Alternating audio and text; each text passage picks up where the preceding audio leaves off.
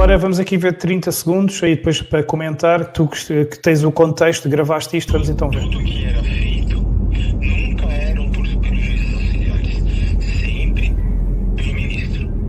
Você toparia dar uma entrevista para um jornal espanhol? Estando fora, sim.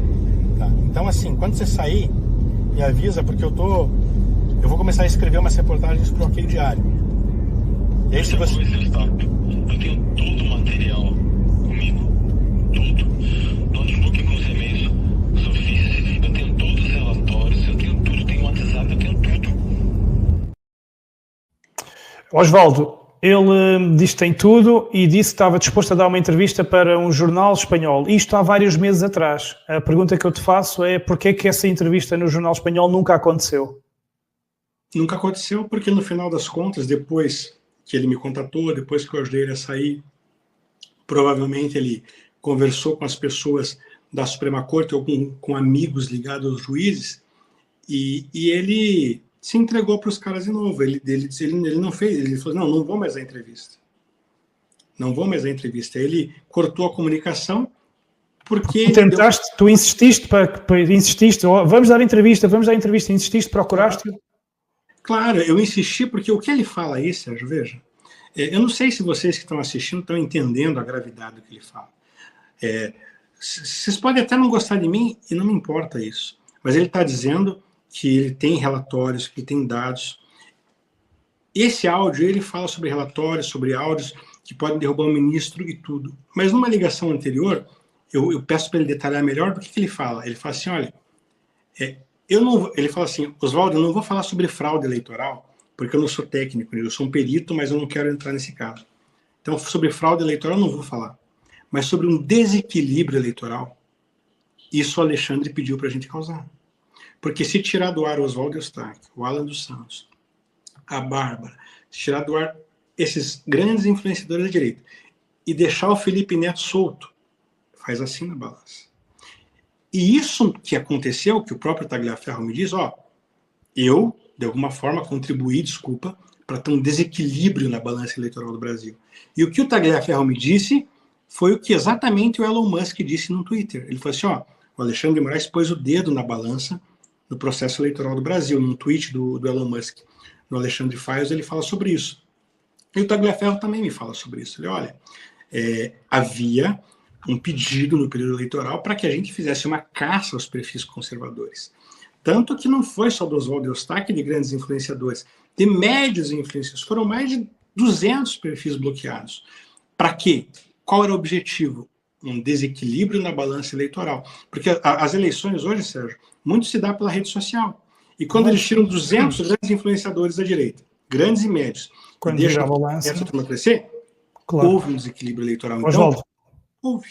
Sim, peço desculpa de interromper, só para não chegarmos, que eu tenho aqui mais uns, só para pedir o teu comentário. Aqui são 4 segundos. Eu posso falar uma coisa, cara.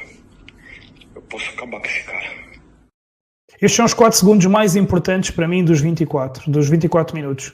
Eu posso acabar com esse cara. Como é que tu achas que Alexandre de Moraes hoje, ou ontem, quando ele viu este áudio e ouviu alguém dizer que pode acabar com ele, o que é que achas que está a passar pela cabeça de Alexandre de Moraes? Porque sabemos que ele tem, os relatórios têm tudo, mas e agora vamos pôr-nos do outro lado. O que é que podemos esperar do outro lado? Eu posso acabar com esse cara? O Alexandre de Moraes sabe que, de verdade, o Eduardo Tagliaferro tem informações que poderiam derrubá-lo, mas o Tagliaferro já fez um acordo com o Moraes. Ele não quer mais derrubar. Então, avisa o Paulo Figueiredo, Paulo, ele não vai te dar entrevista, porque ele já fez acordo. E desculpa, se você quiser cair nesse conto da Chapeuzinho Vermelha, você pode cair. E eu tô aqui, me ajuda a te ajudar, Paulo. Ele não vai acontecer isso. O advogado dele pode falar contigo, mas ele não vai falar as coisas que ele sabe para você neste momento. E talvez, depois que isso aconteceu, depois que o Sérgio Tavares corajosamente expôs tudo isso, pode ser que em algum momento agora ele possa falar. Por quê? Porque agora ele só tem 2 caminhos. Ou ele pede clemência para o Alexandre, senão o Alexandre vai prender ele, vai fazer busca e apreensão e vai prender ele, ou ele dá um jeito de se defender com a verdade. E o meu conselho para o Tagliaferro era falar sobre a verdade. Porque conhecereis a verdade e a verdade vos libertará. Não há como vencer uma guerra contra a verdade. Ontem o Paulo me falou tão mal de mim, tão feio de mim, e eu dormi tranquilo, porque eu falei, conhecereis a verdade vos libertará. Tenho certeza que depois o próprio Paulo vai se arrepender desse equívoco dele, essa puxa vida. Os áudios que o Sérgio Tavares soltou renderam aí um indiciamento pela PF, que o senador Girão agora ouça ele no Senado Federal.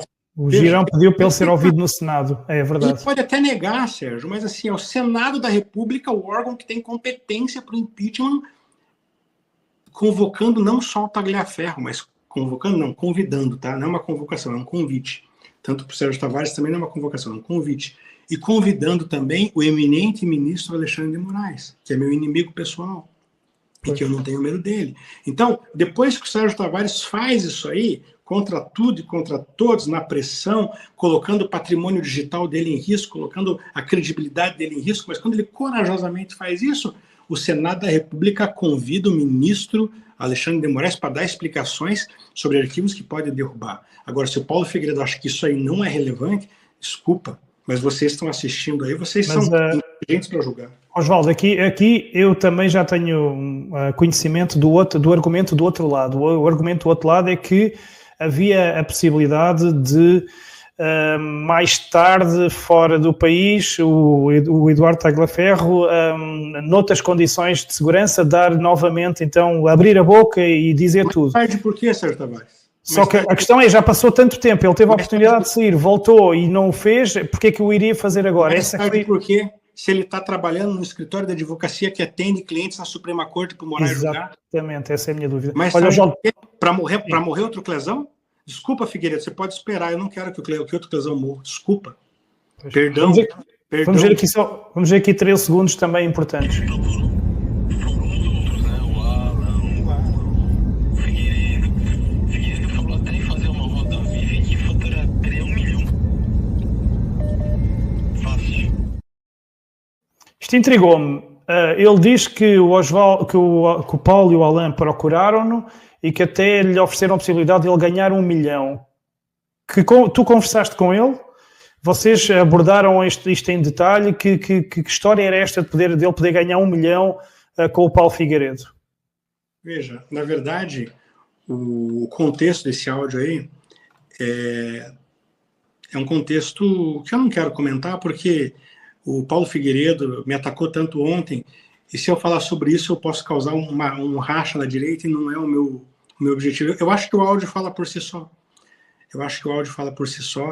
E a minha conversa com o Tagliaferro está aí na íntegra, vocês viram. Ao contrário, eu ofereci ajuda para ele também. Eu ofereci, dividi um pouco que eu tinha para ele. Então, esse áudio que ele fala, que conversou com o Figueiredo, aí fala de 1 milhão, eu não vou comentar. E eu quero pensar, eu quero, depois do Paulo Figueiredo ter me atacado tanto, minha filha falou assim, papai, por que você está falando isso? Eu quero fazer uma defesa do Paulo aqui. Eu acho que ele não está falando de 1 milhão de reais, Sérgio. Eu acho que está falando de 1 milhão de visualizações. Tá? Eu quero acreditar que é isso. Tá?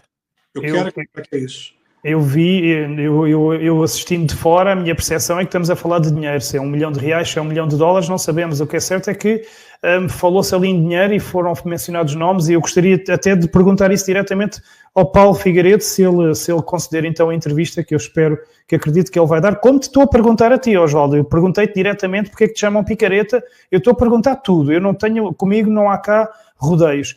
Vamos aqui ver aqui, estes segundos também são importantes. Na verdade, você sabe quem que denunciava vocês? Os próprios parlamentares. Era o Alexandre Frota. Eu preciso procurar, mas salvo engano, um Lira.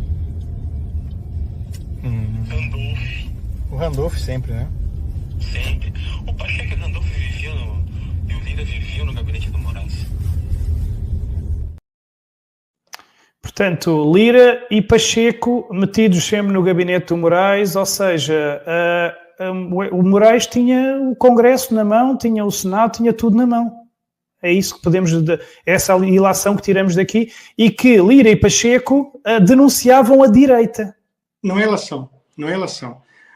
O Daniel Silveira está preso até hoje por causa do Lira. Eu tenho um áudio falando sobre isso.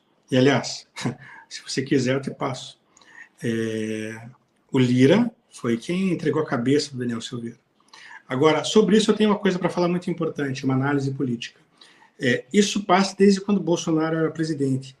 O Olavo de Carvalho falou que a gente tinha cereja do bolo, mas não tinha o bolo. O que acontecia, Sérgio? Para você entender, você que é de Portugal, e talvez você consiga entender bem o formato, né, da política brasileira. Como que Bolsonaro era presidente, o Eustáquio foi preso, como que deixou?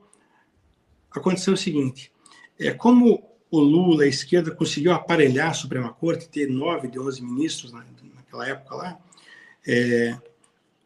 o Bolsonaro não conseguia governar. A esquerda governou o Brasil durante o governo Bolsonaro através de liminares do STF solicitados pela esquerda. Como que funciona? O Randolph toma uma taça de vinho e manda o assessor dele escrever assim, olha, eu quero que o Eduardo Bolsonaro tenha o passaporte apreendido. Encaminha para o Moraes. O Moraes, em 10 minutos, encaminha para a PGR. A PGR, em mais 24 horas, fala assim, cumpre, opino favorável. E o Moraes pega e fala assim, retira o passaporte, um exemplo, tá? Então, esse ciclo vicioso do parlamentar de esquerda fazer um pedido, não só parlamentar de esquerda, a minha prisão, para você ter uma ideia, foi feita por uma petição feita pelo Felipe Neto, o blogueiro. Está no inquérito 4828, para quem quiser. O meu advogado Ricardo Vasconcelos pode contar isso para vocês. O pedido de prisão de Eustáquio, levou o Eustáquio para a cadeia sem crime, foi um pedido do Felipe Neto. O Felipe Neto mandou uma petição para o Moraes mandou para a PGR disse sim, e aí ele prendeu. Então, essa relação promíscua entre o ministro do STF e os parlamentares de esquerda fez com que o Brasil fosse governado dessa maneira por muito tempo.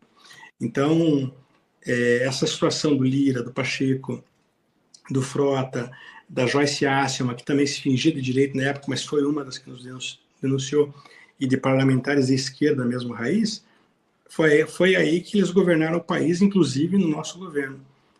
Colocando petições para o STF mandando para a PGR e dizendo faça. Por isso que o Ramagem não pôde ser diretor da PF.